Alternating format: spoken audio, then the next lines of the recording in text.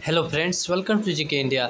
आज की इस वीडियो में बताने वाला हूं निबंधन उत्पाद एवं मद्य निषेध विभाग के अंतर्गत निम्नवर्गीय लिपिक की नियमावली। अर्थात निम्नवर्गीय लिपिक का मतलब हो जाता है एलडीसी अर्थात लोअर डिवीजन क्लर्क। तो आज की इस वीडियो में बताऊंगा निम्नवर्गीय लिपिक बनने की योग्यता के बारे में, इसके वेतन स्तर के बारे में, इसकी परिवीक्षा अवधि क्या होती है, साथ ही इसके भर्ती से संबंधित अदर सारे डिटेल्स के बारे में।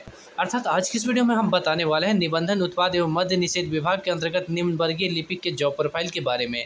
लेकिन उससे पहले अगर आप चैनल पर नए हैं तो प्लीज़ चैनल को सब्सक्राइब कीजिए, बेल आइकन ऑन कर दीजिए ताकि आपको हमारे सारे वीडियो को नोटिफिकेशन सबसे पहले मिले। तो चलिए शुरू करते हैं। अब सबसे पहले देख लीजिए, यहाँ पे मैंने बिहार सरकार के निबंधन उत्पाद एवं मद्य निषेध विभाग के ऑफिशियल वेबसाइट से यहाँ पे निम्नवर्गीय लिपिक का नियमावली को डाउनलोड कर लिया है। ठीक है, और यहाँ पे देखेंगे तो बहुत सारे लोगों को यहाँ पे थोड़ा सा कंफ्यूजन होगा कि यह निम्नवर्गीय लिपिक का है या किसका है। तो यहाँ पे नीचे की तरफ देखेंगे ना, तो दिया जा रहा है सभी सीधी भर्ती आयोग की अनुशंसा पर निम्नवर्गीय लिपिक की कोटि में की जाएगी, जिससे स्पष्ट होता है यह निम्नवर्गीय लिपिक का है। ठीक है, अब हम आते हैं यहाँ पे, देख सकते हैं अधिसूचना कब क्या है, तो यह 18 सितंबर 2014 का अधिसूचना है। ठीक है, अब इसके यहाँ पे सबसे ऊपर में इसके तनी प्रोफाइल के बारे में देख लेते हैं। जैसे कि आप देखेंगे यहाँ पे बिहार के राज्यपाल बिहार रजिस्ट्रीकरण लिपिक संवर्ग नियमावली 2004 का संशोधन करने हेतु निम्नलिखित नियमावली बनाते हैं। उसके बाद यहाँ पे देखेंगे संक्षिप्त नाम, विस्तार एवं प्रारंभ के बारे में दिया जा रहा है। तो यहाँ पे देखेंगे यह नियमावली बिहार रजिस्ट्रीकरण लिपिक संवर्ग नियमावली 2014 कही जा सकेगी। इसका विस्तार संपूर्ण बिहार में होगा और यह तुरंत प्रवृत्त होगी। ठीक है, उसके बाद यहाँ पे देखेंगे उक्त नियमावली के बारे में यहाँ पे कहा जा रहा था। तो यहाँ पे नियमावली से संबंधित नियम के बारे में कहा जा रहा है। अर्थात इसमें देखिए पॉइंट जो दिया गया ना, इसमें क्या कहा जा रहा है, अर्थात इसमें कहने का मतलब है कि निम्नवर्गीय लिपिक में यहाँ पे जो भी भर्ती होगी ना, अर्थात नियुक्ति होगी, उसमें से 85% पद पर भर्ती यहाँ पे डायरेक्ट होगी और इस 85% में 10% पदों पर बहाली यहाँ अनुकंपा के आधार पर होगी। अब यह अनुकंपा क्या होता है, तो बेसिकली देखिए यहाँ पे जो निम्नवर्गीय लिपिक के पद पर जो पहले से कर्मचारी कार्यरत है, अगर उनका सेवा काल के दौरान निधन हो जाता है तो उनके घर परिवार से किसी एक सदस्य को यहाँ पे सरकारी नौकरी देने की परंपरा है। अर्थात यहाँ पे अनुकंपा के आधार पर नौकरी देने की परंपरा है। ठीक है, अर्थात यहाँ पे 85% में से 10% यहाँ पे अनुकंपा के आधार पर, 75% यहाँ पे जो होता है ना सी डायरेक्ट यहाँ पे एग्जाम द्वारा भरा जाता है। ठीक है, यानी डायरेक्ट एग्जाम द्वारा 75%, 10% यहाँ पे अनुकंपा द्वारा आरक्षित रहता है और बाकी के जो यहाँ पे 15% सीट है यह मैट्रिक स्तरीय जो ग्रुप डी लेवल पे होते हैं। अर्थात यहाँ पे देखिए जो निम्नवर्गीय लिपिक का नियमावली मैं बता रहा हूँ यह ग्रुप सी लेवल का है। ठीक है, तो यहाँ पे जो मैट्रिक स्तरीय ग्रुप डी लेवल पर होते हैं उनको प्रमोशन करके यहाँ ग्रुप सी लेवल पर किया जाता है। अर्थात ये जो 15% सीट है ना, तो उनके लिए आरक्षित रहता है, अर्थात उन लोगों को प्रमोशन करने के लिए यहाँ पे आरक्षित रखा जाता है, लेकिन ये प्रमोशन बहुत समय बाद किया जाता है। ठीक है, तो उसके बारे में यहाँ पे दिया जा रहा है। फिर से यहाँ पे नियमावली के बारे में यहाँ पे कहा जा रहा है, उसके बारे में यहाँ पे देखेंगे अर्हता, अर्थात यहाँ पे योग्यता के बारे में कहा जा रहा है। ठीक है, तो सबसे पहले यहाँ पे योग्यता बताया जा रहा है 10+2 होना चाहिए, अर्थात इंटरमीडिएट पास होना चाहिए। उसके बाद उनके पास कंप्यूटर का नॉलेज होना चाहिए, अर्थात कंप्यूटर का ज्ञान होना चाहिए और उसके साथ साथ यहाँ पे टाइपिंग भी आना चाहिए। और टाइपिंग के बारे में बात करते हैं यहाँ पे गति के बारे में 30 शब्द प्रति मिनट और हिंदी में, और अंग्रेजी में बात करें तो 40 शब्द प्रति मिनट यहाँ पे अनिवार्य है। ठीक है, उसके बाद यहाँ पे देखेंगे तो प्रमोशन के बारे में, तो यहाँ पे देखिए डायरेक्ट यहाँ पे तृतीय प्रोन्नति के पद दे दिया जाए कार्यालय अधीक्षक। यहाँ पे क्या होता है, कार्यालय अधीक्षक बेसिकली जिला स्तर पर होता है, ज्यादातर में यहाँ पे एसपी कार्यालय ही होता है। ठीक है, तो यहाँ पे कार्यालय अधीक्षक यानी देखिए तृतीय स्तर पर जब प्रमोशन हो गया, अर्थात यहाँ पे समझेंगे बहुत अधिक समय पश्चात यहाँ पे जो प्रमोशन हो गया तो यहाँ पे डायरेक्ट आप एसपी कार्यालय में समझा सकते हैं। अब यहाँ पे देखिए अदर जितने भी चीज़ है उसके बारे में नहीं दिया गया, यहाँ पे एक ज्ञापांक दिया गया, उसके बाद में इसको यहाँ पे इंग्लिश में दे दिया गया। ठीक है, इसके अलावा इससे संबंधित अदर डिटेल्स नहीं दिया गया है। अब जब इसके बारे में कुछ डिटेल्स नहीं है तो आप लोगों को मन में उत्सुकता हो रही है वेतन स्तर के बारे में जानने के बारे में, चाहे यहाँ पे और भी परिवीक्षा होती है इसके बारे में जानने के लिए, तो कैसे जानेंगे। तो देखिए इसके बारे में मैंने 10-15 लगभग नियमावली पढ़ा है बिहार सरकार के, तो उसी नियमावली के आधार पर बताएंगे। लेकिन अगर आपको यहाँ से अगर देखना नहीं चाहते हैं तो स्किप कर सकते हैं, चाहे तो वीडियो छोड़ सकते हैं। लेकिन अगर आप जानना चाहते हैं इससे संबंधित पूरा डिटेल्स तो मैं बता देता हूँ, लगभग सारे में लगभग एक समान मैच करता है। ठीक है, तो यहाँ पे देखिए सबसे पहले होता है परिभाषा। तो परिभाषाएं में क्या होगा, जैसे अगर आयोग के परिभाषक है तो आयोग का मतलब हो जाता है यहाँ पे बिहार कर्मचारी चयन आयोग। इसी तरह अगर विभाग कहा जाए तब विभाग का मतलब हो जाएगा निबंधन उत्पाद एवं मद्य निषेध। ठीक है, अगर सरकार का यहाँ पे अभिप्रेत पूछे अर्थात सरकार से क्या तात्पर्य है तो यहाँ पे सरकार का सीधा मतलब हो जाएगा बिहार सरकार। इसी तरह अदर भी आता है। ठीक है, यहीं पे अगर मान लीजिए आपके पद के बारे में पूछे, जैसे निम्नवर्गीय लिपिक के पद से क्या अभिप्रेत है, तो यहाँ पे हो जाएगा ग्रुप सी लेवल के कर्मचारी के बारे में।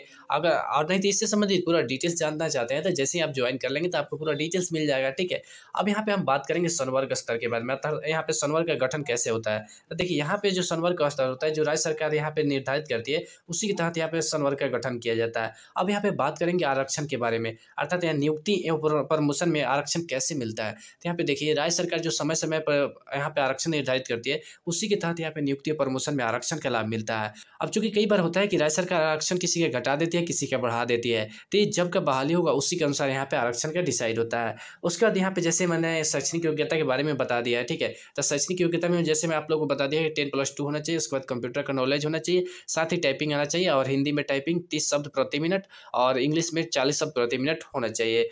उसके बाद हम बात करेंगे भर्ती के बारे में। तो यहाँ पे जो समय समय पर जो सरकार विज्ञापन जारी करेगी उसी के तहत भर्ती होगी, और यहाँ पे निम्न वर्गीय लिपिक के पद पर भर्ती होगी, ठीक है। अब यहाँ पे बात करेंगे अगर आयु के बारे में, तो आयु न्यूनतम आयु 18 वर्ष है, और अधिकतम जो यहाँ पे सामान्य प्रशासन विभाग जो समय समय पर दिशा निर्देश जो जारी करता है, उसी के तहत यहाँ पे अधिकतम आयु मतलब यहाँ पे दिया गया है, ठीक है।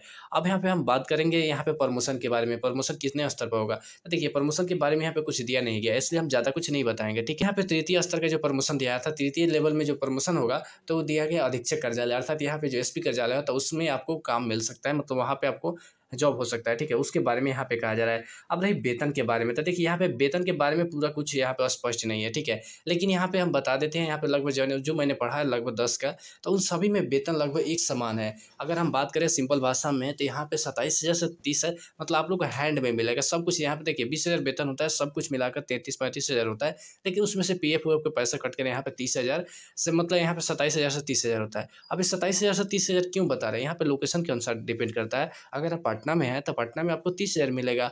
अगर आप यहाँ पे अरवल शेखपुरा जैसे छोटे छोटे जिले में, तो वहाँ पे 25,000 तक भी मिलेगा, 27,000 मिलेगा, ठीक है। तो इस उस पर भी डिपेंड करता है।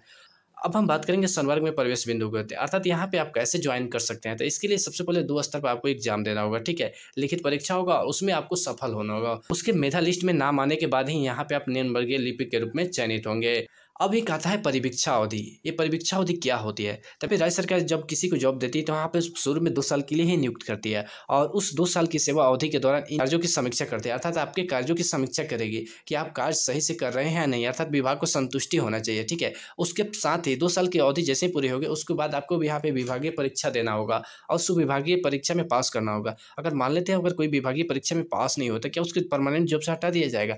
जी नहीं, वहाँ पर आपको 1 साल के लिए और मौका मिलता है। ये मौका कौन देता है? तो उसके विभागीय जो पदाधिकारी होंगे वही आपको 1 साल के लिए और मौका दे सकते हैं, ठीक है। उनको लगता है कि यहाँ पे सुधार की गुंजाइश है, तो वहाँ पे आपको 1 साल के लिए और मौका दे सकते हैं, और उस दौरान आपकी कार्यों से विभाग को संतुष्टि होना चाहिए। साथ ही 1 साल पश्चात फिर आपका यहाँ पे विभागीय परीक्षा होगा, और उस विभागीय परीक्षा में आपको फिर से पास करना होगा। अगर उस बार नहीं करते हैं, यहाँ पे परमानेंट हटा दिया जाएगा। लेकिन आप लोग यहाँ पे घबराने की आवश्यकता नहीं, यहाँ पे 99% लोगों का यहाँ पे सिलेक्शन हो जाता है परमानेंट के लिए, और 1% कौन लोग हैं जो छड़ते हैं। तो देखिए जिनके ऊपर शुरू के 2 साल में ही यहाँ पे गंभीर भ्रष्टाचार का मामला आ जाता है, या गंभीर लापरवाही या इससे संबंधित अदर कोई भी डिटेल्स है, मतलब कार्रवाई से संबंधित आ जाता है ना, तो उन्हीं लोग यहाँ पे बर्खास्त कर दिया जाता है परमानेंट के लिए। बाकी सभी लोग यहाँ पे बहाल कर दिया जाता है। अब हम बात करेंगे संपुष्टि के लिए। तो संपुष्टि का क्या मतलब होता है? जैसा कि मैंने यहाँ पे बताया कि शुरू में राज्य सरकार 2 साल के लिए नियुक्त करता है, और 2 साल की अवधि के दौरान आपके कार्यों की समीक्षा करती है, और उस 2 साल की अवधि के दौरान आपके कार्यों से संतुष्टि पाने के पश्चात आपको विभागीय परीक्षा लेती है, और उस विभागीय परीक्षा में पास होने के पश्चात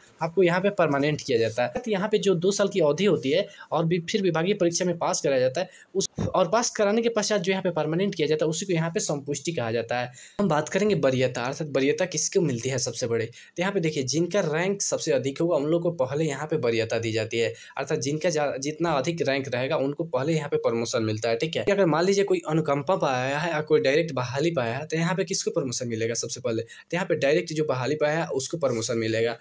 अनुकंपा वाले निम्नवत होंगे और उनका प्रमोशन जल्दी नहीं होता है, ठीक है। उसके बाद यहाँ पे संवर्ग का स्तर यहाँ पे राज्य स्तर द्वारा होता है, अर्थात राज्य स्तरीय होता है, और यह बेसिकली जिला पदाधिकारी के नियंत्रण में भी कार्य करते हैं। उसके तो ये रहा निबंधन उत्पाद एवं मद्य निषेध विभाग के अंतर्गत निम्न वर्गीय लिपि के नियमावली के बारे में। आशा करता हूं दोस्तों को वीडियो पसंद आएगा, और इसी वीडियो के लिए प्लीज चैनल को सब्सक्राइब कीजिए, लाइक कीजिए और शेयर करना बिल्कुल ना भूलें। तब तक मिलते हैं फिर किसी ऐसे इंटरेस्टिंग और धमाकेदार वीडियो के साथ। जय हिंद, वंदे मातरम।